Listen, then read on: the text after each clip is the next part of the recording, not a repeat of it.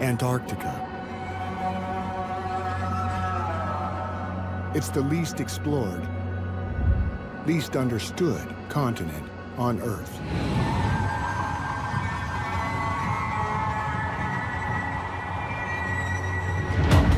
In winter, the sun never rises.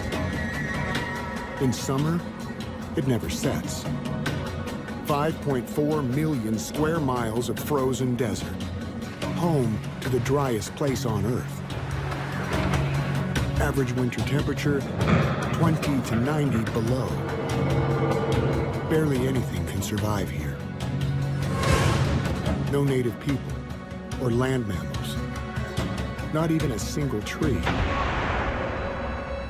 But in spite of the worst conditions on Earth, humanity is working to scratch out a presence. Oh, look at that. Wow. That is one mummer of a bloody crevasse. Now we advance onwards into nothing. Just ice shelf and horizon now. About to hit some ice. Brace for shock. The world's top scientists.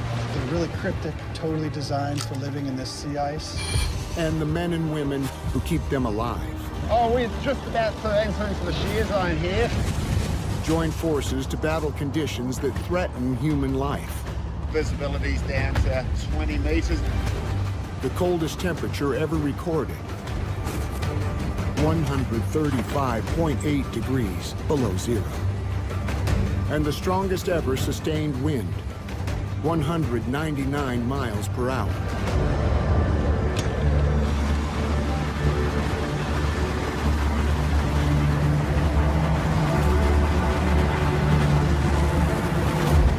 All in the name of research that could change the world. We're in some pretty thick ice here. I can't see anymore. Hey, what just happened? Something, I just hit something. We've got the alarm, send somebody to investigate it. Want me to put the propulsion mode in neutral?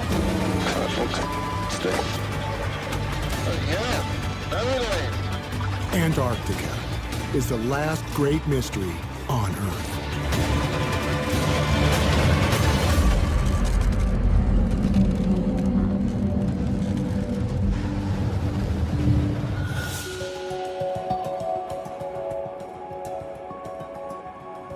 In this frozen wasteland at the bottom of the planet, it takes a massive effort just to survive. There are over 70 bases, built by 30 countries, and spread across the continent. At the mouth of McMurdo Sound, in the heart of the Ross Sea region, is Scott Base, New Zealand's permanent research outpost. Hey guys, welcome to our base. Get your gear off, get comfortable. Here, scientists are housed, fed, and protected from the elements by a network of green buildings linked by weatherproof tunnels. And it's all coordinated by Scott Base leadership. Right now at Scott Base, this is the busy season, and it starts in October, and it goes right all the way through to February. So that's 5 months that we're pretty much peaking. In total, we have about 330 people going south. So it's pretty crazy. It takes, over 200 people to support, 90 scientists. Get that one over up on top. Can help you tie that stuff down. Today, the Ross Ice Shelf team is leaving on one of the most ambitious expeditions in the history of Scott Base. We're packing up. All of our science cargo is ready to go. 10 scientists and 2 survival experts are going 220 miles south to a floating mass of ice attached to the continent, where no one has likely ever set foot. The Ross Ice Shelf is the largest lump of floating ice in the world. It's the size of France, and actually we've got one measurement that's ever been made in the 1970s. That's it, and the rest of it's a mystery. So little is known. The surface of Pluto has much better imagery than what's beneath the Ross Ice Shelf. It's a lot of new stuff that we're going to discover. Dr. Christian Oneiser and his team are hoping to learn how the ice shelf reacted to climate shifts in the distant past, so they can try to predict how fast it might melt as the climate changes in the future. The Ross Ice Shelf holds back a piece of ice sheet that's threatened. If it falls apart and it melts,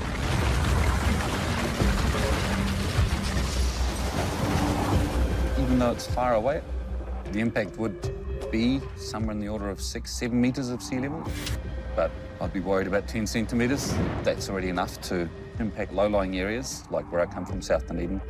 You can write off whole neighbourhoods there. 6 meters, of course, you're wiping out everything. We've got fire extinguishers in all vehicles. I'll just go and double check that they're in there. Tom is in charge of team safety, and he has to lead them south across over 200 miles of rough ice, including a known area of deadly cracks called the shear zone. The shear zone, massive crevassing out there. They are huge, pretty humbling sights. Nobody is to leave a vehicle during that time we go through that area. Some of the crevasses in the shear zone can be 5, 6, 7 metres wide and probably 30, 40 metres deep. So it really gives you that perspective that we're quite a small fish in the grand scheme of things, and Mother Nature really has control here. 3 in the back, 1 in the front. You're good to go. Knowing that it's my responsibility to make sure that everybody can get back to Scott Bay safely, it's a huge, huge deal. Let's roll.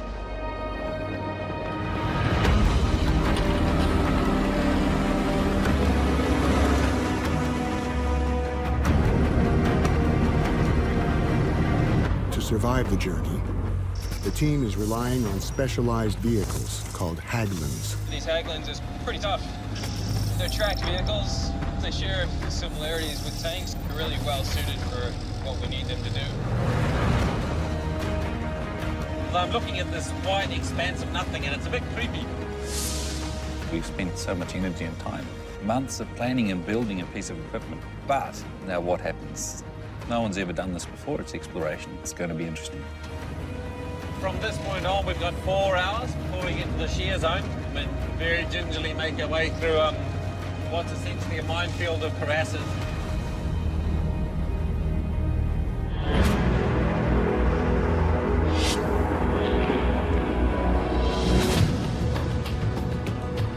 Antarctica, we're here. We have arrived. Scott Base can only house 85 people at a time, so projects are constantly cycling through. There are more than 90 missions scheduled this season, none of them more challenging than this one. Hey, Graham.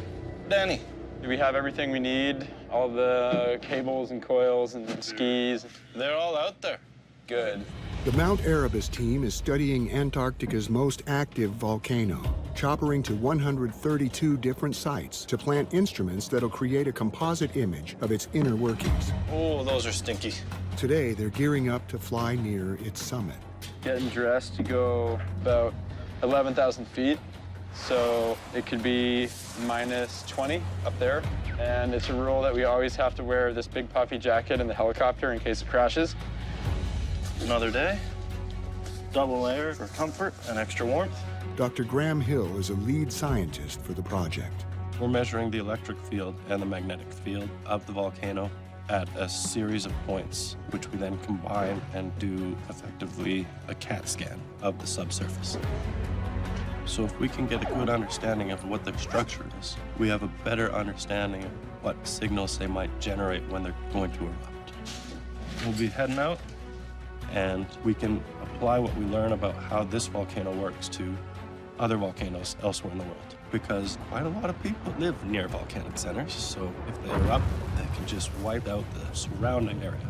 Volcanoes have a big impact on human life. Let's get over there. Time to go to work. Another day in paradise. Danny isn't a scientist. He's a world-class mountaineer, and it's his job to keep the team alive on the side of the volcano. Let's go. I love doing my job.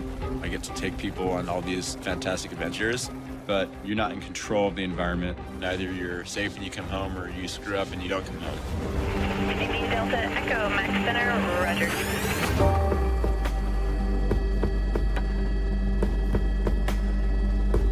This is Hef. Hef flies the chopper. Mount Erebus is just more than 20 miles away, and he has to navigate unpredictable winds. Bit of a breeze up here, 20 knots maybe. Pretty good. He also has to find a safe place to land. And the whole mountain is covered in crevasses. Basically, a crevasse is like an opening in the glacier like this. There's a lot of action in this area, a lot of movement in the glacier. Oh, look at that. Wow, that is one mummer of a bloody crevasse. Sometimes you can see right into them. When you go, yep, that's a crevasse, I'm not gonna land in that big gaping hole. But often, it can be hidden underneath a snow bridge. From the helicopter, they could be any old size, you know? Yeah, something like that. Some people would think that we're a little bit crazy to come to Antarctica and fly around on a crevasse-filled volcano that is erupting. You can see we're kind of out in the middle of that ice stream there. Yeah. When you tell people these kind of things back home, they do look at you a bit odd. Why would you do that? It's just one of the realities of actually doing the work. Right, 1 mile. Start looking. We'll just find the nicest looking spot. Right in front of us. That's great, But we're working with excellent pilots, some of the best in the world. We've got total faith in the guys that we're flying with. Right, let's get down to the business end. Right, I'm just going to come in there. Gravity's taking hold.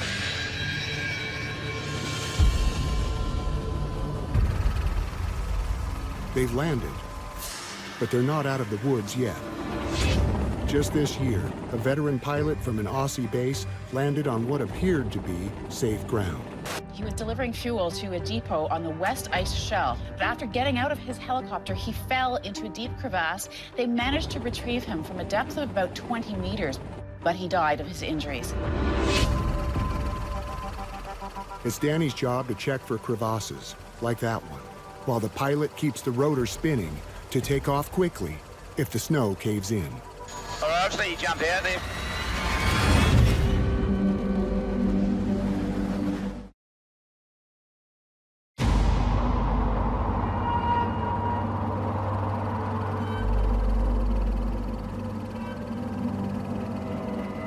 The probe's in the pod there? It's in your pod, yep. The Mount Erebus Teen's chopper is still powered, so it can lift off if a crevasse opens up beneath them. I'll just go have a little poke. And it's Danny's job to test for hard-packed snow and avoid hidden holes. There's no doubt in my mind that we're on terrain that has crevasses underneath it we can't see. It is a pretty heavy responsibility. I've had very close friends die in crevasse falls in situations just like what we're dealing with here. So for me, it's something that's very real. Okay. He's wearing skis to spread out his weight. But even so, every step is treacherous. It's kind of like this. Walking between two skyscrapers. At least the walker can see the drop. See the wire straight ahead. Crazy as it might be, if he puts one foot in front of the other, he'll make it safely across and avoid a 1,300-foot drop.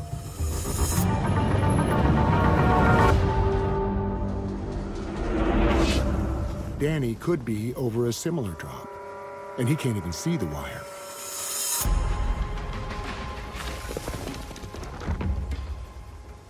I'm just gonna poke around a bit.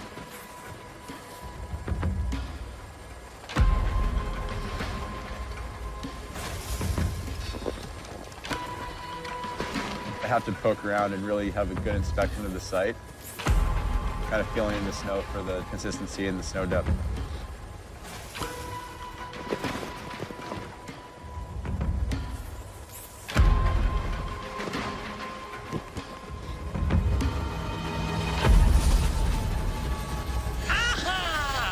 We made it.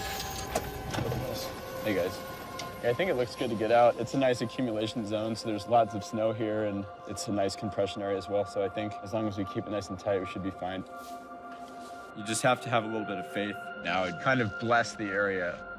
This area is safe. And people can get out and then start working.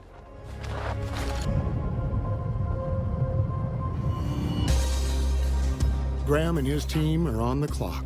They have to bury 4 sensors in 4 different directions and run hundreds of feet of cable back to a central computer. And the chopper will be back for them in 2 hours. Fingers are getting a bit chilly trying to do this out here in the wind. I think I drank too much water. Wow, man, looks like you were hydrated. Good job. In Antarctica, nothing gets left behind, not even urine. In an effort to preserve the most pristine environment on the planet, all human waste is brought back to Scott Base.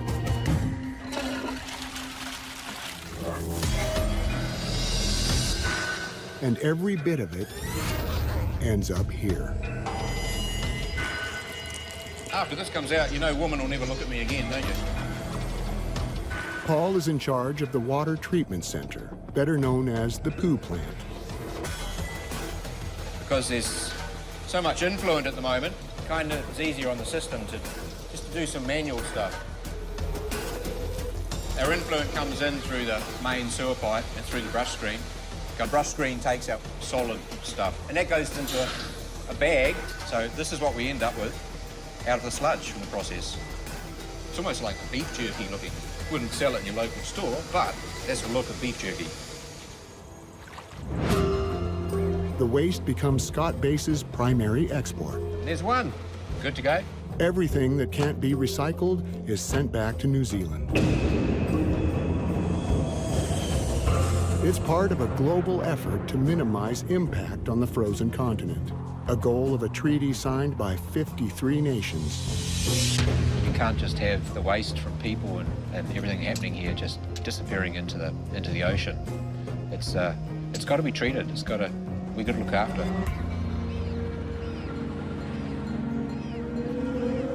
Just like the continent itself, the surrounding ocean is carefully protected. Wildlife migrates to these waters every year, and perhaps no feeding ground is more important than one off the coast of the Antarctic Peninsula, the northernmost tip of the mainland. Do you see in particular sites of concentration, or is it? Back in here, if it's calm, this is where those animals will be sleeping. Oh, nice. Dr. Ari Friedlander is one of the preeminent scientists and conservationists in his field. So there's something special about the 3 or 4 areas right in here that there's always whales. His goal is to study humpback and minke whales, to find out how their ecosystem responds to a changing climate. This is sort of right in the middle of that feeding season, so filling that gap of what these animals are doing at this time of year is going to be pretty awesome. We're trying to measure the underwater behavior and movements of the whales, get an estimate of their size, and we're trying to understand what whales need to survive and the amount of food that they eat. If you don't eat enough, you're not going to reproduce. And if you don't reproduce, it's a very quick process into your population not growing. We just left Deception Island, so we'll easily get into the Galax Straits and the mouth of the Herrera Channel by dawn. Perfect. If the whales are looking good, you can be out working. Cool. This is a place where people have made huge changes in the environment. Over the last 50 years, the winter air has raised by about 5 degrees Celsius. The sea ice over the last 30 years in this part of the peninsula has decreased in the number of days that are ice covered. There's a huge standing stock of krill here, and that's what they need to feed on. But the warming that's occurred here, if that affects the way that krill are distributed, it could mean something pretty significant. More than 4 billion people rely on seafood as a staple, and the fish we eat smaller fish, which eat smaller fish. In some cases, all the way down the chain to this, krill. As sea ice recedes, the algae they eat goes with it. And if krill disappears, so does the whale's food supply, and a big part of our own. We've got the drones and the suction cup tags. See if they survive the trip. We have a small UAV, a little quadcopter with a camera on it. When we fly that over the whale, we can get a very precise estimate of the size of that animal. So we're just going to fire the motors up without the props to make sure that it's all running. The other thing that we do is deploying suction cup tags. These tags, they're basically like a smartphone. They record the angle of the whale, whether it's rolled over on its side, the heading of the whale, the depth, and the speed of the whale, and it does that hundreds of times a second. It also records video, which is awesome because we can then sort of corroborate the things that the sensors are telling us with what we actually see the whale doing. It's got two 720p cameras in there. We can get about 9 hours of continuous data. And all of that packaged together gives us a really precise estimate of the health of the animals down here. Tag data, UAV data combined is going to be opening new worlds, really. So let's find some whales. Yeah, let's do it.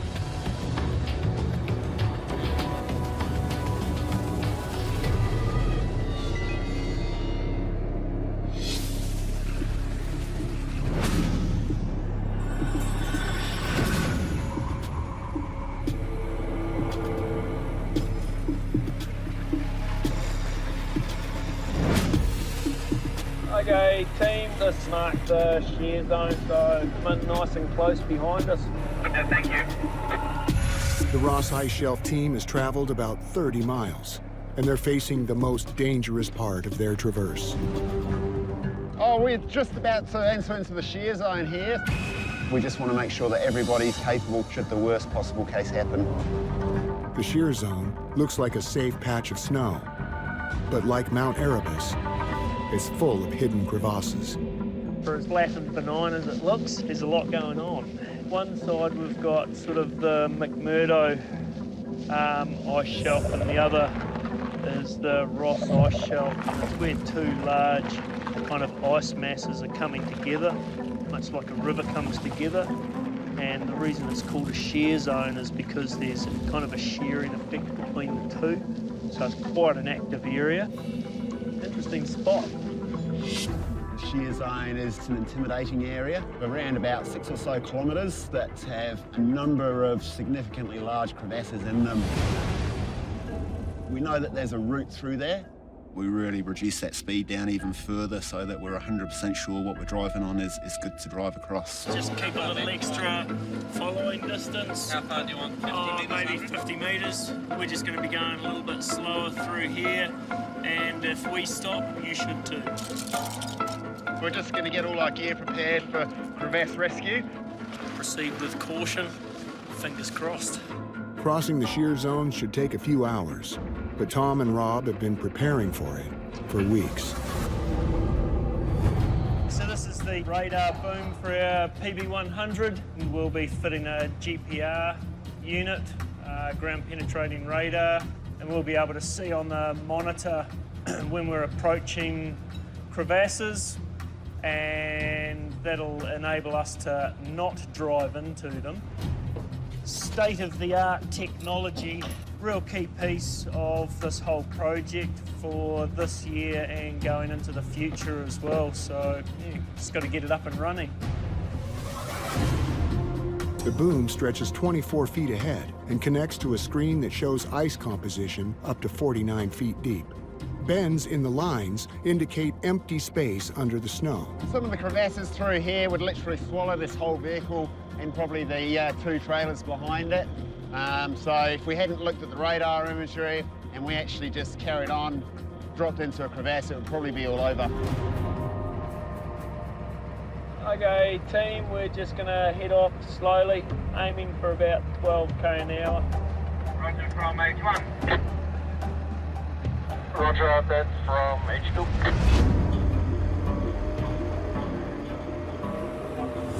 We've got some black flags coming up here, Tom. Should be seeing something fairly shortly, I'd say. Kind of creepy, you know? So each one of these wooden stakes here represents a known crevasse. And right now we've got one 5 metres that way and one 6 metres that way. Yeah, those black flags are a little bit freaky when you see them like like right by where you are. Just along the whole road in the crevasse area, you see black flags everywhere. Black flags mean, well, death or don't go there, so that's a bit nerve-wracking. It is a bit spooky, yeah? When you know you're walking through the alligator pit.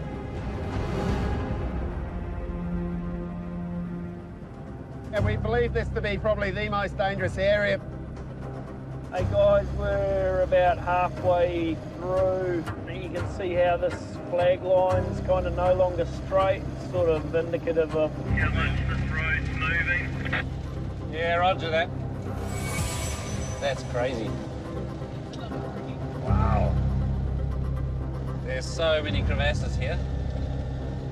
We don't want to have any deaths before we even get the science done. The largest crevasses ever measured on the Ross Ice Shelf are almost 350 feet across and 500 feet deep. And since the whole ice shelf is floating, the cracks in it are constantly moving. A couple more black flags coming up. They look like reasonably new black flags. There's something coming in now, pretty high actually. The boom is about 7.5 metres long, and it gives us around about 3 to 6 seconds of stopping distance once we see something come up on the screen. Big board going down. Here's something to be concerned about. Stop there, stop. Morpheus actually stopped now. So we just stopped over a crack. Obvious void underneath.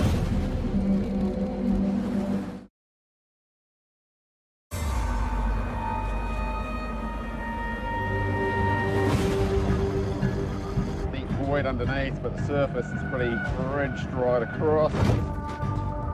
Stop there, stop. Morpheus actually stopped now. The Ross Ice Shelf team is in the shear zone, an area littered with deadly cracks in the ice. And the lead vehicle is right on top of one. So we just stopped over a crack. Obvious void underneath. 3-4 metres bridge. Bridges are basically hiding the crevasses, so they're giving you a false idea of what's beneath there. So driving along, you can't actually see that there's a crevasse down there. Robert, and I'll run it round your side and then you can clip on as well. Just making sure that we've got everything we need. Harnesses are sitting correctly, all the buckles and loops are done up as they should be. We've well and truly opened this up.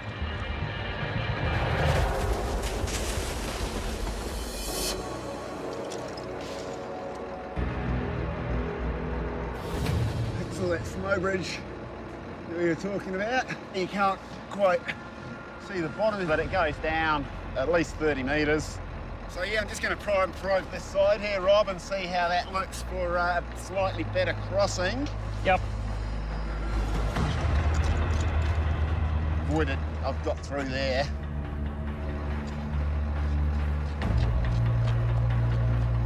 It's good.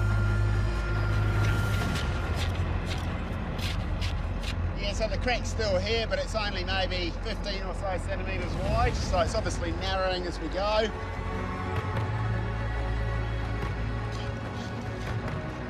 Yeah, that's looking real good from here. Through here would be sweet. We'll be able to bring them through this way.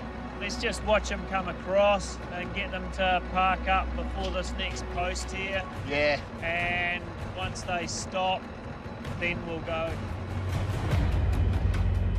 All right, guys, we're just going to head off slowly. You can see the 2 lines that Tom made over by the flags over there. That's going to be where you guys are going to cross. Oh, roger, thank you.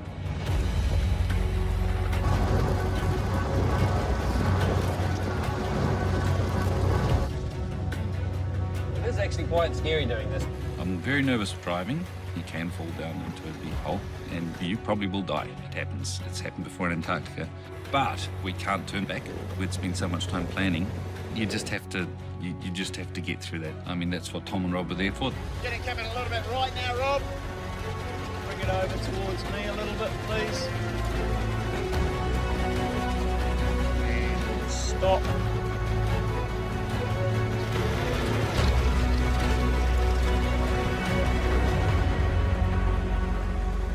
Clear. Woo! We're alive. Well done. Should be good to go. Let's get some kilometers under the belt. The team is safely across. But now, Scott Base Comms is monitoring a storm heading up from the South Pole.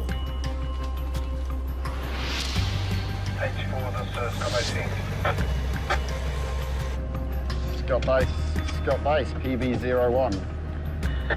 The weather is the determining factor here. Showing at the moment 40 knots of wind. Possibly gusting to up to 55 knots. Bad conditions, the visibility will drop. Snow going to pass through the area. Quite heavy snow. Okay. Definitely a relief to get through the shear zone. But where we're driving to is pretty much directly south, which is where the storm system's going to come in from. I guess you're always hoping it's not going to be as bad as it's forecasted. It might blow out and we'll have reasonably good weather. But years worth of planning gone into these events, so getting moving and seeing how it goes is kind of part of how it has to work down in Antarctica. Rob and Tom have guided us through. Now we advance onwards into nothing. Wow, crazy. Just ice shelf and horizon now.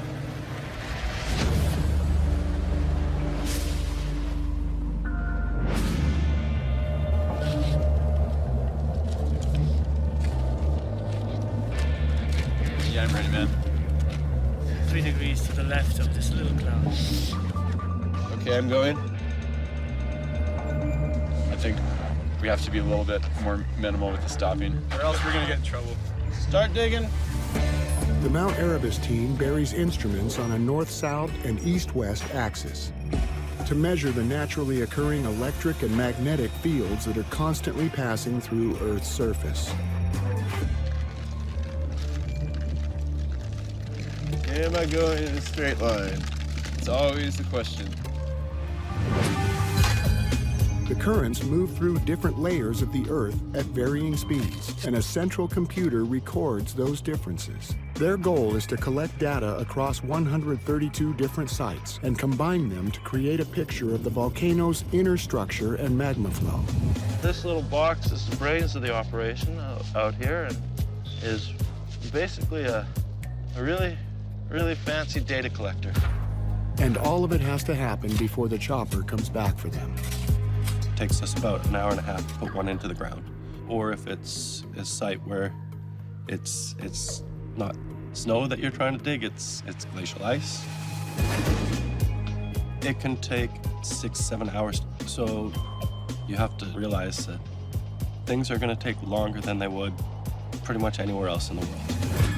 It's been about an hour of sleep in the last 36 hours for me, but that's a good hole.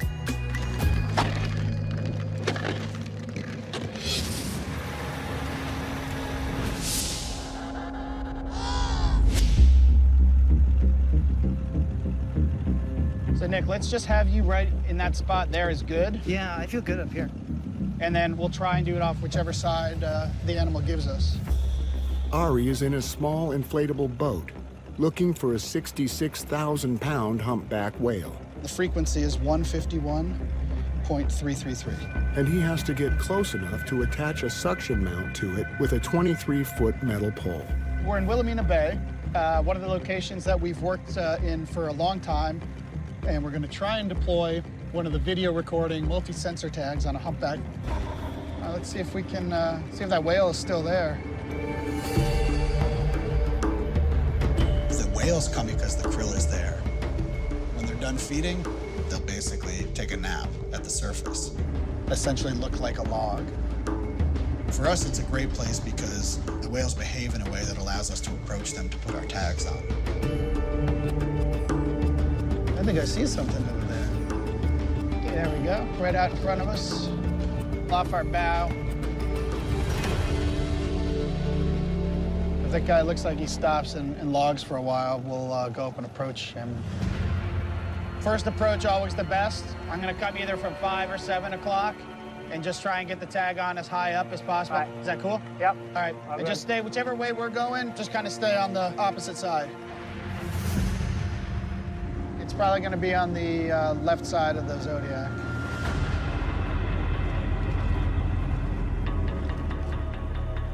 We're basically prepped up. We're gonna go sneak up on this guy, go real slow. The key is to not wake them up as we approach and not have them respond to us. So if we get up to it by the time it's still logging, we should be good. So you're gonna have to be full extension for this guy. Yeah.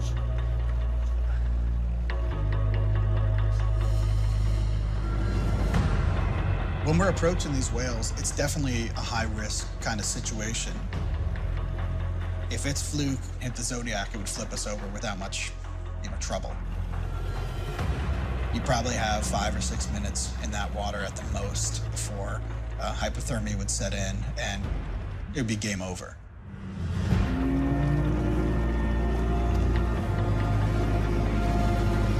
He's not gonna hear it.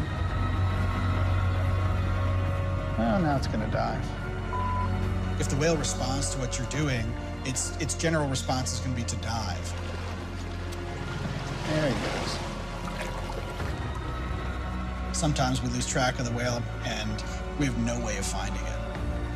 You might see a footprint in the water from where it kind of kicked away, but it's like one and done. This sucks.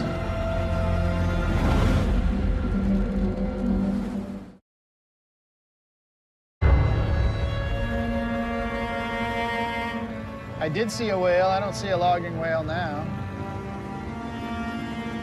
I don't know where the one was that went down here. Ari and his team were close to deploying a suction tag, but the whale they were chasing went underwater. Is that a logging whale out there? Can't tell. No, it's not. These animals move over big distances very quickly. They're a real pain to work with because they're difficult to find. Do you guys want to get the drone in the air? This wouldn't be a bad spot. Yeah. Ari's UAV specialist, Lars, pilots a drone that can give them a bird's eye view to help find a whale and give them more information about it when they do. We can use this footage to look at body size of these whales. Typically, we usually fly them in warmer climates. This is the first time we've been in Antarctica flying in these colder conditions.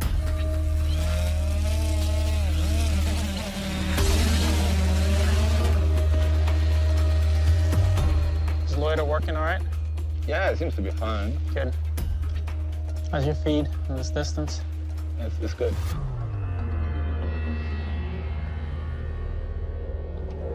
What's that? There it is. Oh, nice. Yeah, that's good. Oh, he's got a buddy. That's why he's kind of fired up. We'll take one of our vessels within the frame with the whale. That allows us to scale the size of the whale to the boat.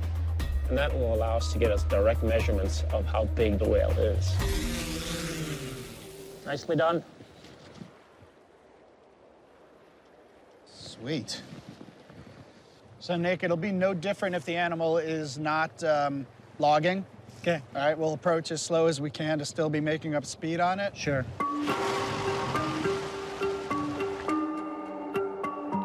When we're approaching a whale, human safety is the first concern. The thing you don't want to do when you're approaching these animals is to startle it. Anywhere you can put it kind of territory. Are you gonna? I'm gonna swing around, don't worry. It's gonna be on our port side. Okay, so we're still going port. If someone else wants to take the tiller, I'll tag. Okay. I got you. Go ahead.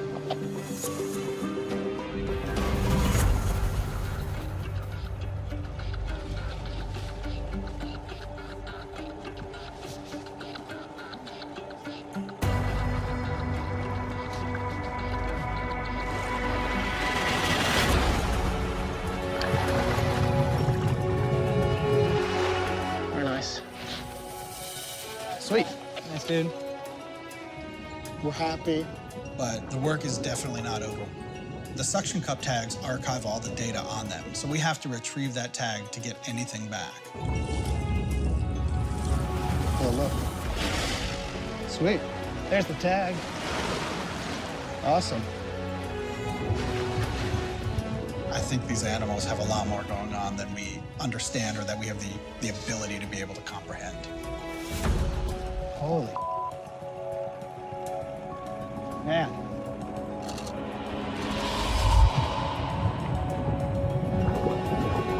these animals get as curious about us as we do about them. It's looking at you, and it's kind of wondering what you're doing there, and we're asking the same kind of questions. Lars, correct me if I'm wrong. This is the first ever flight in the Antarctic, right? For this equipment? Yes, that's correct. Couldn't ask for more, except for Lars to buy us a couple of drinks. One big one.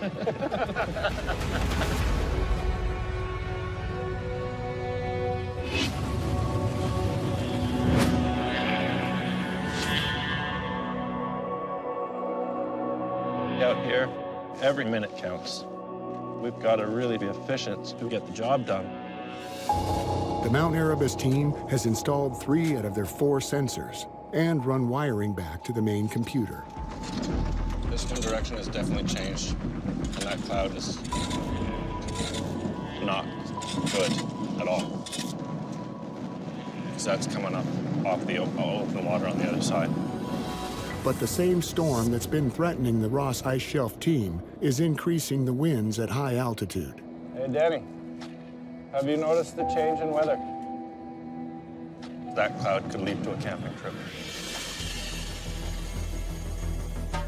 If the weather descends on us when the helicopter's not around, you have your survival bags, which have tents and sleeping bags in case you don't get home that night. But you don't want that to happen. Scott Bass from Graham. Yeah, if you can get hold of Sean, can you tell him to rush out to get us right now? Roger.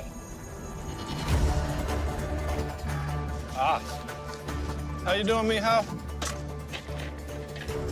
How many minutes do you think you'll be till you're done, Graham? We've probably got another 6 or 7 minutes.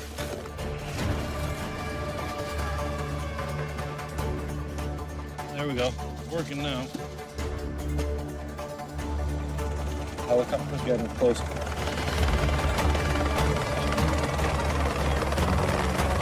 All right, we're all good? We're good. Oh, yeah.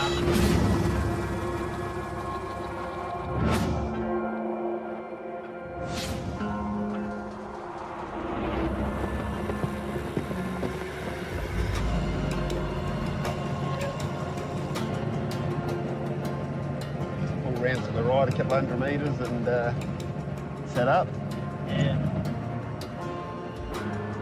I'll pull up here, guys, and you can come in nice and close behind us.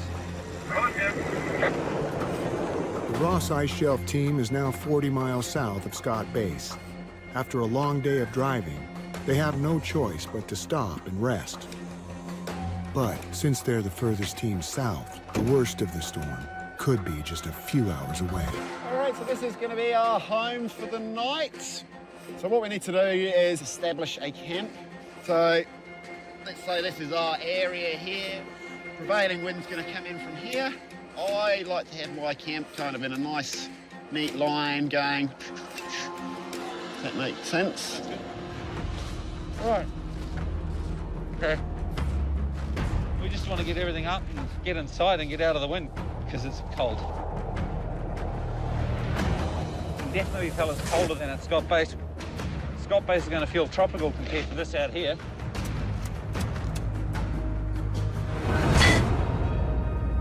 Once the storm hits, these Scott polar tents will be their only protection. Home sweet home. They're named after one of the first men ever to explore Antarctica, Robert Falcon Scott. The design hasn't changed much since he used them. And he was in one just like it right here on the Ross Ice Shelf.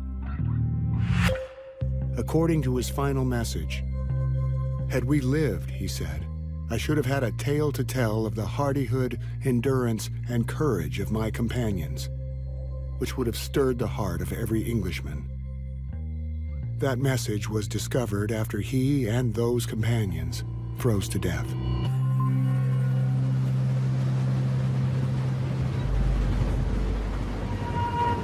Suddenly quite a bit colder.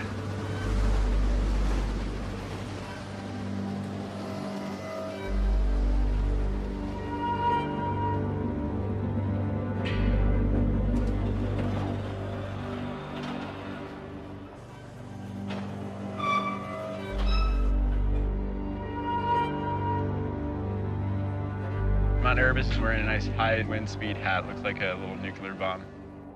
Yep. It was one of those days where bad weather comes in out of nowhere, and half hour later, it's gotten real flat and real dark, and turn around and come home.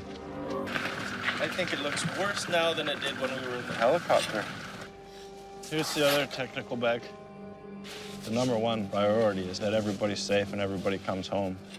If the helicopter had left us, I'm pretty sure we would have been using our survival bags. Tomorrow we try again and hope for a bit more sunshine.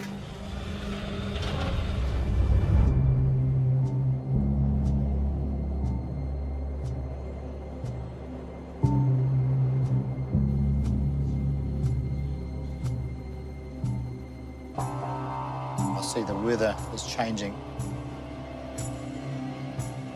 It's due to a low pressure area sitting in the Ross Sea, and it's dragging some cold air up from the South Pole.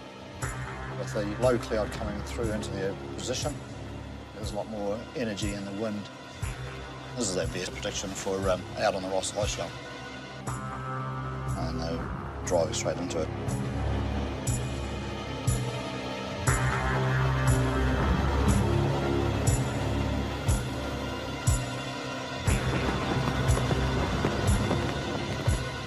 The main thing is you just have to be patient.